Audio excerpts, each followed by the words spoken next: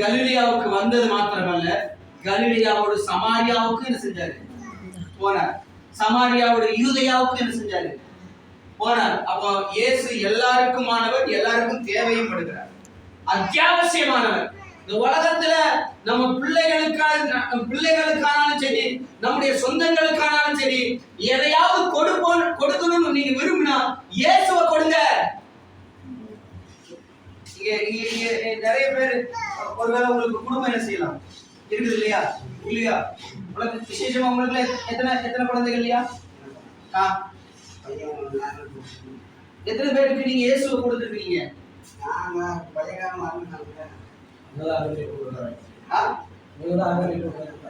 நீங்க தான் கொடுக்கணும். நீங்க இருக்கிற இடத்துல இயேசுக்கு சாட்சி என்ன செய்யணும்? நீங்க வாழணும், சொல்லக்கூடாது. வெளிச்சத்தை பத்தி சொல்லணும், ஆனா அதே நேரத்துல அந்த வெளிச்சமாவே நான் என்ன செய்யணும்? இருக்கணும். ஏன்னா அப்படிதான் ஆண்டவர் விரும்புகிறார். அல்லேலூயா. அப்போ உங்க வாழ்க்கையில நான் என்ன சொல்றேன்னா, இயேசு கிறிஸ்து சீக்கிரம் வரப்போறாரு. நீங்க இயேசு கிறிஸ்துவோட நிற்பீங்க, உங்க பிள்ளைங்க நிற்கும். இந்த உலகத்துல அதை விட பரிதாபகரமான ஒரு விஷயம் கிடையவே. அதை புரிஞ்சுக்கணும். இயேசு உங்க பிள்ளைகளுக்காக ஜெபிச்சிருக்கீங்களா? உங்க பிள்ளைகளுக்காக நீங்க பலத்தளத்துல என்ன செய்யணும்? ஜெபிக்கணும், விலைக்கரையை கொடுக்கணும். வேற வழியே கிடையாது. இயேசு சீக்கிரம் வர போறாரு ஐயா. என்ன செய்ய போறீங்க? அப்போ நமக்குள்ள வந்திருக்கிற வெளிச்சம் நம்ம குடும்பத்துல என்ன செய்யணும்? பிரகாசிக்கணும். நானே வெளிச்சமா இருக்கணும். அல்லேலூயா. அதாவது வெளிச்சத்துல இருக்கிறதுக்கு எல்லாருக்கும் விருப்பம் தான். வெளிச்சத்துல இருக்கிறதுக்கு எல்லாருக்கும் யாருக்குமே விருப்பம் இல்லாம இருக்கும். ஆனா வெளிச்சமா இருக்கிறது சில நபர்களால் மட்டும்தான் சாத்தியமா செய்யுது இருக்குது. பைபிள் அதனாலதான் சொல்லுது, யோவான் எரிந்து பிரகாசிக்கிற விளக்காய் இருந்தார். கர்த்தர் நல்லவர். அல்லேலூயா. ஆனா வெளிச்சத்துல இருக்கிறதுக்கு விலைக்கரையை கொடுக்க வேண்டியது இல்லை. சொல்லு. வெளிச்சத்துல இருக்கிறதுக்கு விலைக்கரையை கொடுக்க வேண்டியது, அதுக்கு நம்ம எந்த பிரயாசப்பட வேண்டியது அவசியமே இல்லை. ஆனா வெளிச்சமா இருக்கிறதுக்கு நிறையவே விலைக்கரையை செய்யணும். கர்த்தர் நல்லவர். அல்லேலூயா. அல்லேலூயா. நான் வெளிச்சமா இருக்கணும் அப்படி நான் முதல்ல என்ன செய்யணும்? விரும்பணும். அப்ப சத்தியத்தை நான் என்ன செய்யணும்? அறியணும். சத்தியத்தை விடுதலையாக்கும். நான் விடுதலையானாத மற்றவங்களை என்ன செய்ய முடியும்? விடுதலைக்கு நேரம் நடத்த முடியும். அப்ப இருளில் இருக்கிற ஜனங்கள் பெரிய வெளிச்சத்தை கண்டார்கள். அது காத்திருந்தது அதுக்குதான். ஏன்னா இதுக்கு பின்பாக தேவனுடைய திட்டமே என்ன செய்யுது? இருக்குது. தேவனுடைய தீர்க்க தரிசனம் என்ன செய்யுது? இருக்குது. என்ன குறித்தும் உங்களை குறித்தும் கூட ஒரு தேவனுக்கு ஒரு தரிசனம் இருக்குது. அதை புரிந்து கொண்டவர்களா நாம போடணும். அப்பொழுது நாம அநேகருக்கு ஒரு வெளிச்சமா என்ன செய்ய முடியும்? இருக்க முடியும். அல்லேலூயா. நீங்க வேதத்துல எத்தனை பாத்திரங்களை பார்த்து நாம வியக்கிறோம். ஏப்பா மோசேயை பாருங்க, ஏப்பா யோசேப்பை பாருங்க, ஏப்பா தாவீதை பாருங்க, சாமுவேலை பாருங்க. வாழ்க்கை எப்படி இருக்குது? கவனிங்க. கர்த்தர் நல்லவர். அவங்கலாம் அநேகருக்கு வெளிச்சமாக விளக்கா என்ன செஞ்சாங்க? இருந்தாங்க. காரணம் என்னன்னா, கரண்டோட தொடர்புல இருந்தாங்க. ஆமென். ஆமென் சொல்லாமா? ஆமென். நாமளும் அந்த தொடர்புல என்ன செய்யணும்? இருக்கணும். அப்பதான் நம்முடைய வாழ்வு எப்படி இருக்கும்? மற்றவங்களுக்கு பிரைட்டா இருக்கும். ஆமென் சொல்லாமா? கவனிங்க. கலிலியாவுக்கு இயேசு வந்தார். மறுபடியும் அங்க வாங்க. மார்க் முடிக்க போறோம். ஸ்டார்ட் பண்ணிக்கலாம். இயேசு கலிலியாவிலே வந்து தேவனுடைய ராஜ்யத்தின் சுவிசேஷத்தை பிரசங்கித்தார். எதை பிரசங்கித்தார்? சுவிசேஷத்தை. மறுபடியும் சொல்லுங்க. எதை பிரசங்கித்தார்? சுவிசேஷத்தை பிரசங்கித்தார். என்ன சுவிசேஷமா? எது சுவிசேஷம்? என்ன? தேவனுடைய ராஜ்யத்தை பற்றி சொல்றதுக்கு பேர் தான் என்னது? சுவிசேஷம். சுவிசேஷம். மறுபடியும் சொல்றேன். சுவிசேஷம்னா என்னது? தேவனுடைய ராஜ்யத்தை பத்தி. அப்ப ராஜ்யத்தை பத்தி பேசினா அதனுடைய ராஜாவை பத்தி என்ன செய்யணும்? பேசணுமா இல்லையா? பேசணும். ஆமென். நம்ம ராஜா யாரு? இயேசு ராஜா. ஆண்டவராகிய இயேசு கிறிஸ்து. ஆமென். அவர்தான் ராஜாதி ராஜா, கர்த்தாதி கர்த்தா. அதனாலதான் வெளிப்படுத்தின விசேஷத்துல lord of lord, king of king. அப்போ ராஜ்யத்தை பத்தி பேசினா நம்ம ராஜாவை குறித்து என்ன செய்யணும்? பேசணும். ஏன்னா நம்ம ராஜா சீக்கிரம் என்ன செய்ய போகிறார்? வரப்போகிறார். அதுக்காகத்தான் முழு இஸ்ரவேல் தேசமும் காத்திருந்தது. மேசியா இப்போ வந்துட மாட்டாரா? பிறகு என்ன செய்ய மாட்டாரா? வந்துட மாட்டாரா?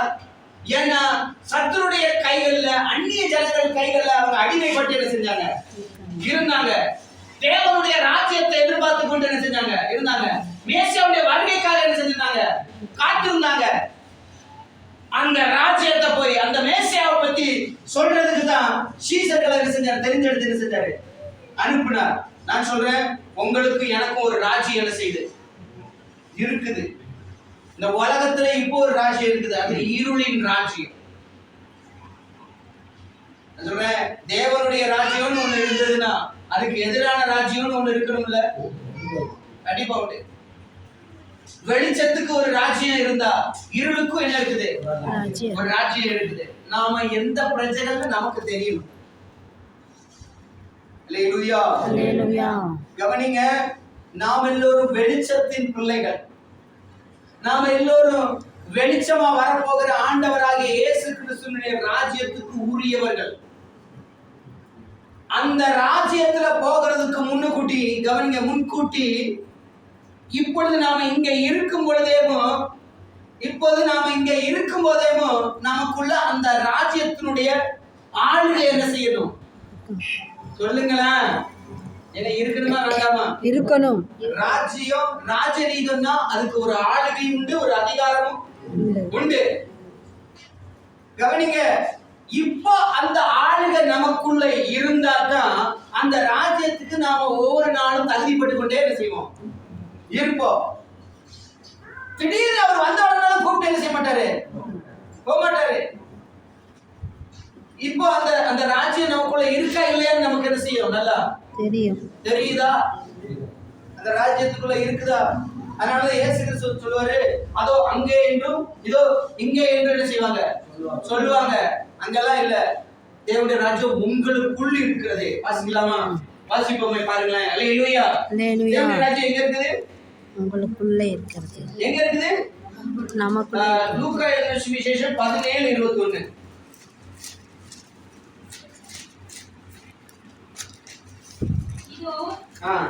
இங்கே என்றும் அதோ அங்கே என்றும் சொல்லப்படுகிறதற்கு ஏது விராது. இதோ தேவனுடைய ராஜ்யம் உங்களுக்குள் இருக்கிறதே. இருக்கிறதா?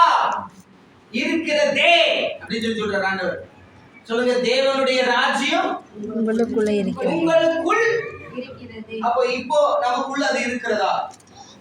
நாம என்ன செய்யறோம்னா, வெளியரங்கமா வரப்போகிற தேவனுடைய ராஜ்யத்தை குறித்து வேதம் முழுவதும் என்ன செய்யுது? சொல்லப்பட்டிருக்குது. ஆனா அதுக்கு முன்பாக முதல் வருகையில வந்தார்ல ராஜா, ஆண்டவராகிய இயேசு கிறிஸ்து, அந்த அவர் வந்து இப்பொழுது நமக்குள்ள ஒரு ராஜ்யத்தை என்ன செஞ்சிருக்கிறாரு? ஸ்தாபித்திருக்கிறார். அப்படின்னா என்ன சொன்னா, அவர் எனக்குள்ள இப்பொழுது ஆளுகை செய்து கொண்டிருக்கிறார். நான் இப்பொழுது அவர் எனக்குள்ளே ஆளுகை செய்வாரே, ஆனால் அவர் வெளியரங்கமா வரும்போது, அவர் ராஜ்யத்தை ஸ்தாபிக்கும் பொழுது அவர் என்ன செய்வார்னா வெளியரங்கமா ஆளுகை செய்வார். இப்ப எனக்கு எங்க ஆளுகை செய்து கொண்டிருக்கிறார்? உள்ள எனக்குள்ள தேவனுடைய ராஜ்யம் இருக்குதா? நான் தேவனுடைய ஆளுகைக்குள்ள, நான் தேவனுடைய ராஜ்யம் இருக்குதா இல்லையாங்கிறதுக்கு ஒரு சின்ன எக்ஸாம்பிள் என்ன செய்றேன்? சொல்றேன். கவனிங்க, கர்த்தர் நல்லவர். நான் ஒரு சம்பந்தம் இல்லாத இடத்துல, பாவம் இருக்கிற ஒரு இடத்துல நிக்கிறேன்னு வச்சுக்கோங்களேன். பாவம் ஆளுகை செய்கிற ஒரு இடத்துல நான் நிக்கிறேன்னு வச்சுக்கோங்களேன். எனக்குள்ள ஒரு சத்தம் என்ன செய்யும்? கேட்கும்.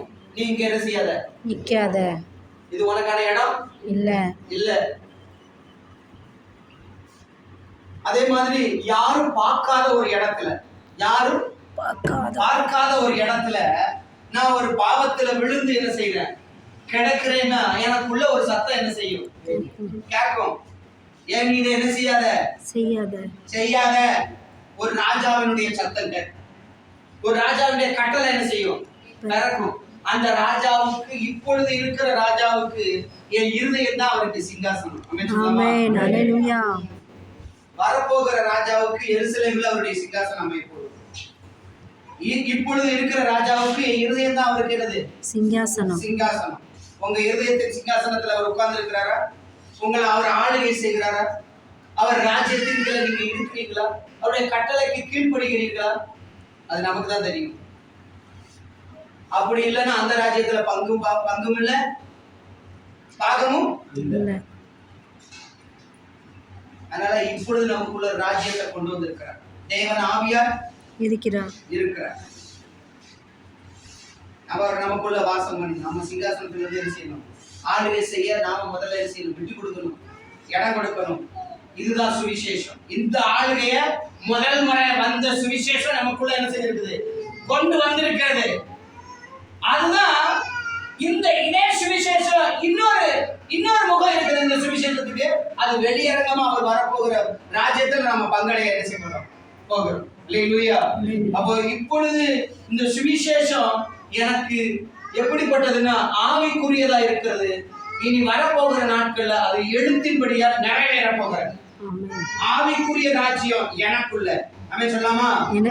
இனி வரப்போகிற ராஜாதி ராஜாவினுடைய ராஜ்யம் அது வெளியரங்கமா இருக்கும் போது அங்கே எருசலேம்ல தான் அவருடைய சிங்காசனம் என்ன செய்ய போகுது? இருக்கும் போது அந்த ராஜ்யத்துல நீங்களும் நானே என்ன செய்ய போறோம்?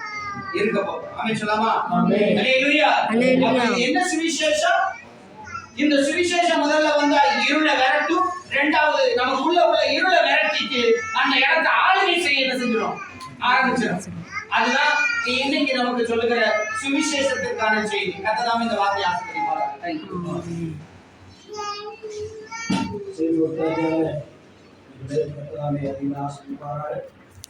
சத்தியத்தின்படி நாம் ஒவ்வொருவரும் நினைத்திருக்க அவருடைய வளர தேவனாக உதவி செய்வாராக. இப்போது அந்த